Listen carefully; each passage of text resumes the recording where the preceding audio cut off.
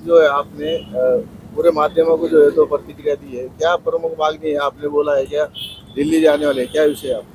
देखो, हमारी पूरी टीम, जैसे वाहिद मौलाना, हमारे जावेद साहब और तमाम हमारे जो समर्थक, ये एक हमारी टीम बनी हुई है। और ये टीम ने हमने एक प्लानिंग की, और ये प्लानिंग ऐसी है जो आज के माहौल के एतबार से, आज की सरकार की तरफ से जो माहौल चल रहा है देश के अंदर, वो माहौल का मसला ये है कि अब हर आदमी, कोई भी व्यक्ति हो दो, या जैसे महाराज हो दो, यानी कोई राज के पक्ष वाला हो दो, कोई आमदार खासदार हो, मंत्री हो, तो यही बात हिंदुस्तान के अंदर चलती है मजहब के नाम पर। यानी मस्जिद मंदिर, यानी हमारे धार्मिक भावना को भड़काने का काम, यानी हमारे नबी पाक सल्लल्लाहु अलैहि वसल्लम के बारे में, माँ ईशा रज़ियल्लाहु ताला अन्हा के बारे में एक रामगिरी महाराज, एक भोंदू बाबा, यानी एक भोंदू बाबा ने जो हमारे जो अंश शब्द बोला है, तो इसके बारे में हमारा एक प्लानिंग है। क्या हम यहाँ पे जो है तो अपने ओपेशन को हमारी पूरी प्लानिंग के साथ दिल्ली हम जाने वाले हैं, और हमारी पूरी प्लानिंग होंगी। आज देखने को मिलता है तमाम ये जगह जो है तो राज के पक्ष वाले जो सिर्फ राजकारण कर रहे हैं, सिर्फ राजकारण कर रहे हैं। तो तमाम जो है आज देखो तुम, जैसे हमारी बीच जलील भी जा रहे हैं मोहम्मद रलील लेके, ये विषय पे देखो, ये विषय पे इम्तियाज जलील साहब जा रहे हैं, तो मेरी इम्तियाज जलील साहब से एक अदबन गुजारिश है कि इम्तियाज जलील साहब जो उनका मकसद है, जैसा मैं वहाँ पे बैठा था 9 दिन ऑपरेशन के लिए 9 दिन ऑपरेशन को बैठने के बाद तमाम औरंगाबाद की जनता मेरे समर्थन में आई, तमाम राजकीय पक्ष मेरे समर्थन में आए, तमाम लोग मेरे समर्थन में आए, तमाम संगठन वालों ने मुझे वहाँ पे समर्थन किया। आज जैसा मेरे 7 दिन हो गए, और 7 दिन के बाद मुझे पुलिस प्रशासन के तरफ से ये तो बहुत ज़्यादा दबाव आया, यानी सरकार की तरफ से मेरे को प्रेशर आया। जैसा कि हमने इम्तियाज जलील साहब को फ़ोन किया, इम्तियाज जलील साहब को हमारा फ़ोन गया, मतलब साहब, पुलिस प्रशासन और सरकार की तरफ से हमको दबाव आ रहा है, आपको यहाँ आने की ज़रूरत है, आप आइए। अब तमाम वहाँ पे तमाम लोग आए, यानी कोई लोगों ने ये नहीं देखा कि मैं कौन से पक्ष का आदमी है। हर मुसलमान ने ये सोचा है कि मेरे नबी की शान में गुस्ताखी हुई, मैं वो मंडप के अंदर वहाँ पहुँचूंगा। आज उन्होंने इम्तियाज जलील साहब, ईमान के लोग, मैं बोलना चाहता हूँ, वहाँ एक पाखंडी बैठा था, एक गुनहगार बैठा था, या चाहे कोई भी हो, आपकी जैसी सोच है, आप पे बैठा था। इसमें ओपोजिशन को जब बैठा था मैंने, यानी नबी पाक सल्लल्लाहु अलैहि वसल्लम की खिदमत, यानी शान के अंदर जो गुस्ताखी करके हम जो ओपोजिशन को बैठे थे, वो देखना नहीं चाहिए था आपने कि भाई कौन आदमी बैठा है। वहाँ पे भी आपने राजकारण करे, वहाँ पे भी आपने राजकारण किया। आपने आना चाहिए था। जब मैंने तुमको फोन किया, आपने बोला मैं आ रहा हूँ, और बाद में आप जो फोन कट कर दे रहे थे बार बार, समझ में आया वो बम्बई जा रहे तो वो भी राजकारण है क्या? ये तो खुला समझ में आ रहा। जब हाई कोर्ट के तरफ से, सरकार के तरफ से ये अलाउंस होता है कि हम रामगिरी महाराज को जो है तो अरेस्ट नहीं कर सकते, जब सरकार ही कह रही है, जब हाई कोर्ट की तरफ से फैसला आता है कि अभी हम अरेस्ट कर नहीं सकते, तो साफ जाहिर हो रहा है कि इसके अंदर राजकारण है। अब क्या कहेंगे आप? साहिब का पठान के साथ में ऑपरेशन पर थे, तो कितना प्रतिशत मिला था साहिब का पठान को विषय पे? देखो, सबसे पहली बात जो है, मैं साहिब खान पठान के जज्बे को सलाम करता हूँ। वो एक ऐसी शख्सियत है औरंगाबाद की, अल्लाह के नबी सल्लल्लाहु अलैहि वसल्लम की शान में जो गुस्ताखी करा रामगिरी महाराज ने, और डुक्कर की औलाद ने जो गुस्ताखी करा अल्लाह के नबी की शान के अंदर, ये हज़रत मोहम्मद सल्लल्लाहु अलैहि वसल्लम की शान में। तो सबसे पहले जो ओपोजिशन में बैठने वाली जो शख्सियत थी, साहिब खान पठान थे। हाँ, इनके ऊपर जो पुलिस प्रशासन ने जो है दबाव बनाया, प्रेशर बनाया, फिर भी ये बेचारों ने हिम्मत नहीं हारी। पुलिस डिपार्टमेंट ने इनको कहा कि झूठे केस के अंदर तुमको जो है फंसा देंगे।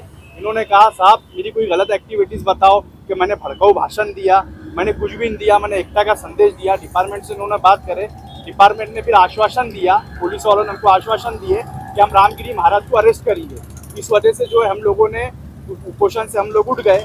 अभी तक के रामगिरी महाराज जो है अरेस्ट नहीं हुआ। अब आगे का जो हमारा स्टेप है, हम जो है दिल्ली के अंदर जाने वाले हैं। साहिब खान पठान और मैं और बाकी हमारे जितने भी टीम के लोग हैं, हम जंतर मंतर के ऊपर बैठेंगे।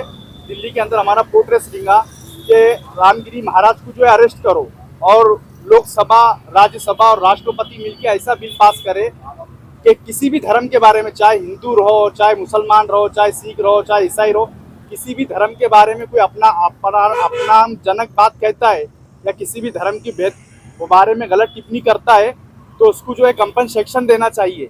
20 लाख रुपए जुर्माना देना चाहिए, या फिर फांसी की सज़ा देना चाहिए, और नॉन बेलेबल ऑफेंस होना चाहिए। ऐसा कानून पास करो बोल के हम बैठने वाले हैं। और इसको जो है जब तक कि हमारी मांग पूरी नहीं होती हम उपोषण से उठने वाले नहीं है। इम्तियाज जलील भी जा रहे हैं बम्बई, क्या देंगे? इम्तियाज जलील साहब जा रहे हैं, अच्छी बात है, जा रहे बम्बई के अंदर। मेरा बोलने का मसला ये आ रहा, देखो हम अलग पार्टी से हो सकते, मेरी पार्टी मेरा पक्ष पार्टी पक्ष हमारे अलग हो सकते, हमारा आपस में इख्तिलाफ हो सकता, पर मेरी ये सोच है जहाँ पे अल्लाह और उसके रसूल का मसला आया ना, तो हमको हमारा पार्टी और पक्ष नहीं देखना है, सबको एक प्लेटफॉर्म के ऊपर आके जो है ये काम को करना चाहिए था। जैसे हमारे साहिब खान पठान बैठे हुए थे, है कि पूरे पक्ष के जो तो मुस्लिम जिम्मेदार जो जा सकते हैं, जाएंगे, विषय वो नहीं है। उन्होंने क्या बोला, विषय ये था जब हमारे साहिब खान पठान साहब जब बैठे हुए थे, इम्तियाज जलील साहब ने आना चाहिए था, उनको समर्थन देना चाहिए था। हो सकता है किसी वजह से वो नहीं आ सके, बाद में तो उन्होंने आना चाहिए था, फोन के ऊपर साहिब खान पठान को बोलना चाहिए था मैं आ नहीं सका या बाहर है, मेरा बदगुमानी पैदा होती है। इम्तियाज जलील साहब ने आए, हो सकता है कुछ बाहर होंगे या कुछ तबीयत बीमार होंगे या कुछ भी मसले होंगे, तो पर उन्होंने फोन करना चाहिए था साहिब खान पठान को। उन्होंने फोन करके ये नहीं बोले इम्तियाज जलील साहब ने मैं समर्थन नहीं दे सकता आपको। सब इम्तियाज जलील के जो फोन के नहीं करने से, नहीं आने से आप नाराज हैं उनसे, और वो भी अपील कर रहे हैं कि बम्बई जाने के लिए सब समाज के लोग और पूरे पक्ष के लोग आ सकते हैं।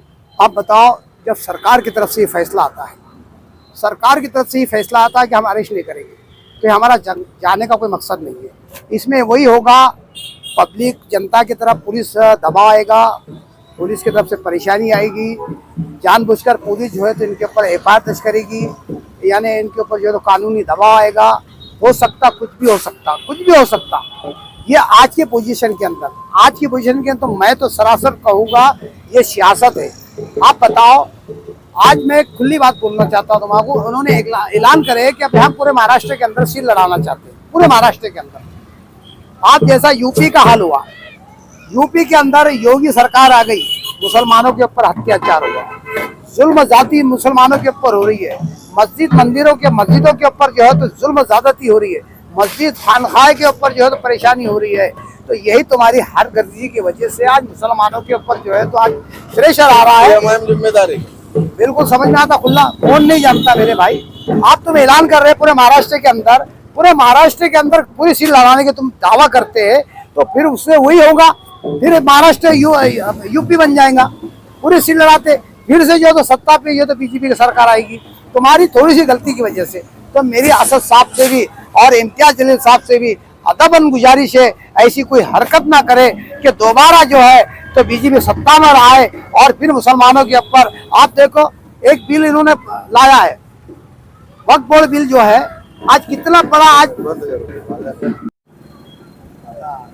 सर, जो आज मुख्यमंत्री औरंगाबाद शहर में आए थे, तो इम्तियाज जलील साहब यहाँ भी उनको संविधान दे सकते थे, मुंबई में जाना क्या जरूरी है? देखो, अब ये इम्तियाज जलील साहब को समझना चाहिए, वो चाहते हैं तो यहाँ पे निवेदन देने को जा रहे हैं ना, वो निवेदन देने जा रहे हैं कि अब हमारे नबी पाक सल्लल्लाहु अलैहि वसल्लम के बारे में एक भोंदू महाराज ने जो है तो बेहरमती की और उसके बारे में निवेदन तो यहाँ पे भी दे सकते थे वो, कि उनको मालूम था, क्योंकि ये एक संसद रहे हुए माजी खासदार है और पौर है। ऐसा नहीं है कि पौर नहीं है, माजी को भी पौर होता है। वो मुख्यमंत्री से मिल सकते थे और निवेदन यहाँ दे सकते थे। तो क्या जरूरत है कि अब जनता को भी वहां लेके जाने की? आपको कोई जरूरत नहीं है इम्तियाज जलील साहब, ये यहाँ ही आपको निवेदन देना चाहिए था। लेकिन समझ में आता है कि आपको पूरे महाराष्ट्र के अंदर सीट लड़ाना है और पूरे महाराष्ट्र के माहौल को खराब करना है। मेरी भी आपसे गुजारिश है, ऐसी कोई हरकत ना करे, फिर से जो है तो बीजेपी सत्ता में आ जाए और मुसलमानों के ऊपर अत्याचार हो। आप सोच लो, देख लो, आज ले लो जमाने के अंदर हिंदुस्तान आजाद होने से पहले का कार्यकाल ले लो आप। हिंदुस्तान के अंदर जो अंग्रेजों ने जो हुकूमत की थी हिंदुस्तान के अंदर, यानी 1947 से पहले, आज देख लो वहां बेटी सुरक्षित थी, बेटी सुरक्षित थी वहां पे। आज के माहौल के अंदर कोई औरत लेडीज जो गले के अंदर जौहरात पहनती है और उसको डर होता है कि मैं घर के अंदर यानी सुरक्षित पहुंच सकती है कि नहीं पहुंच सकती है, हम यानी घर के अंदर सही जा सकती है कि? आज इसके ऊपर इतना ये हो रहा है, इतनी घबराहट पैदा हो चुकी है। तो आज बीजेपी के राज के अंदर हमारी बाल बेटी सुरक्षित नहीं है साहब, जो अंग्रेजों के कार्यकाल के अंदर थी। तो आज वही है, वही हरकत होने वाली है। आज बीजेपी के राज के अंदर किसी को सुरक्षित नहीं है, कोई यानी आज नौकरियां नहीं है, यानी कोई कारोबार नहीं है, सारे बेकार है के अंदर। अब क्या कहेंगे आप? साहब का पठान बोल रहे हैं क्या जो इम्तियाज जलील आज जो तो मुख्यमंत्री को यहाँ पर मिल सकते थे, मुंबई जाना जरूरी है क्या? आपका क्या मत है इस पर? ऐसा रहता, हर जो पॉलिटिशियन की जो है ना, सबकी अपनी अपनी सोच रहती है और किसकी सोच के ऊपर किसका पैरा नहीं है। अब वो इम्तियाज जलील साहब वहाँ पे जा रहे निवेदन देने के, तो उनकी सोच ये हो रही होंगी कि जो है पुलिस डिपार्टमेंट के ऊपर, सरकार के ऊपर जो दबाव पड़ेगा वो जाना चाह रहे। हाँ, तो उनको तो हम रोक नहीं सकते, अब वो जाना चाह रहे वो जा सकते। पर मेरा ये बोलना है, इम्तियाज जलील साहब रहने दो, चाहे अफसर खान साहब रहने दो, चाहे इलियास किरमानी साहब रहने दो, देखो हमारा आपस में भेदभाव हो सकता, हमारे पार्टी हमारी पार्टी हमारा पक्ष सब हो सकता। जब अल्लाह और उसके रसूल का मसला है, अगर मेरा दुश्मन भी है तो हमारा काम क्या है, उसको सपोर्ट करना। ये नहीं देखना कौन जा रहा, कहीं वो किसके लिए जा रहा और कौन अल्लाह के लिए जा रहे। तो हम सब लोगों का काम क्या है, अल्लाह और उसके रसूल का मसला आया ना, तो हम सब लोगों को एक प्लेटफॉर्म पे आना है। यहाँ पे मेरी पार्टी नहीं, मेरा पक्ष नहीं, कुछ नहीं, अल्लाह और उसके रसूल का मसला है, तो हम सबको एक प्लेटफॉर्म पे आना। और हमारे साहिब खान साहब पठान जो बैठे हुए थे ऑपोजिशन को, तो उनको बहुत लोगों ने माशाल्लाह समर्थन दिए, दूसरे लीडर लोगों ने भी आना था। किसी पदाधिकारी पहुंचे थे साहब का पता नहीं, आप पहुंचे थे ना, नासिर सिद्दीकी, उनके जज्बे को सलाम करता हूँ। नासिर सिद्दीकी आए थे, बेचारों ने समर्थन दिए, साहिब खान पठान को दिए उन्होंने, वो अल्लाह और उसकी रसूल की मोहब्बत में आए थे। तो आप इम्तियाज जलील जो जा रहे हो सही तरीके पे जा रहे हैं, आप भी जाएंगे उनके साथ? देखो अभी इम्तियाज जलील साहब जा रहे हैं, उनको जाने दो, वो उनकी तरीके से जा रहे। हमारा जो है, हम जो है दिल्ली के अंदर जंतर मंतर के ऊपर जो हम उपोषण के वास्ते बैठने वाले हैं, मैं जावेद अहमद, साहिब खान पठान और हमारी जितने भी टीम के लोग हैं, हम उपोषण के अंदर बैठने वाले दिल्ली के अंदर। प्रमुख मांग आप दिल्ली जा रहे थे? हम दिल्ली जा रहे, तो हमारी जो प्रमुख मांग ये रहेंगी, लोकसभा, राज्यसभा और राष्ट्रपति मिलकर ऐसा बिल पास करे किसी भी धर्म के बारे में, इसमें मुसलमान धर्म की बात नहीं बोल रहा मैं, चाहे हिंदू धर्म हो, चाहे मुसलमान धर्म हो, चाहे सिख धर्म हो, चाहे ईसाई धर्म हो, दुनिया में किसी भी धर्म के बारे में, किसी भी महापुरुष के बारे में कोई व्यक्ति गलत टिप्पणी करता तो उसको जो नॉन बेलेवन ऑफेंस उसके ऊपर लगना चाहिए, 20 लाख रुपए उसको जुर्माना होना चाहिए, और जो है फांसी की सजा की प्रावधान होना चाहिए। वो चीज के बारे में हमारी ये मांग रहेंगी। और जो है, जो दूसरी जो मांग हमारी रहेंगी, जो आज देख रहे हैं समाज के अंदर जो है महिलाओं के ऊपर अत्याचार हो रहा है, बलात्कार हो रहा है, रेप हो रहा है नाबालिगों के साथ, तो रेप के बारे में कानून बनना चाहिए। ये काम किसका रहता, जो जिले के अंदर जो खासदार चुन के आया, जिसको आवाम ने जो पार्लियामेंट के अंदर भेजा, तो खासदार का काम रहता लोकसभा के अंदर ऐसा प्रस्ताव लेकर आए, ऐसा बिल लेके आए, तो बिल जो रेप के बारे में जो कानून एकदम सख्त होना चाहिए। आज जो महिलाओं की इज्जत लूटे जा रही, शर्म आना चाहिए, 4-4 साल की बच्चियों के साथ रेप हो रहा है। आज हम कहते हैं हमारा देश भारत महान, कहाँ से देश भारत महान है? यहाँ पे महिलाएं सुरक्षित नहीं है, महिलाओं के साथ रेप हो रहा है, इज्जत लूटे जा रही है महिलाओं की। तो हमारे रेप के ताल्लुक से जो है हम पार्लियामेंट के सामने जो है एकदम जो रखेंगे, हमारा जो रहेंगी डिमांड, दिल्ली के सामने जंतर मंतर के सामने बैठेंगे हम, तो हमारी डिमांड ये रहेंगी, रेप का जो कानून है उसको सख्त होना। अगर कोई व्यक्ति कोई महिला के साथ रेप करे तो उसका जो है प्राइवेट पार्ट काट के उसको गधे के ऊपर बिठा के जो पूरा घुमाया जाए जिले के अंदर, ताकि लोगों को इबरत मिले कि किसी की हिम्मत ना हो किसी के साथ रेप करने की। हमारी ऐसी मांग रहेंगी। धन्यवाद।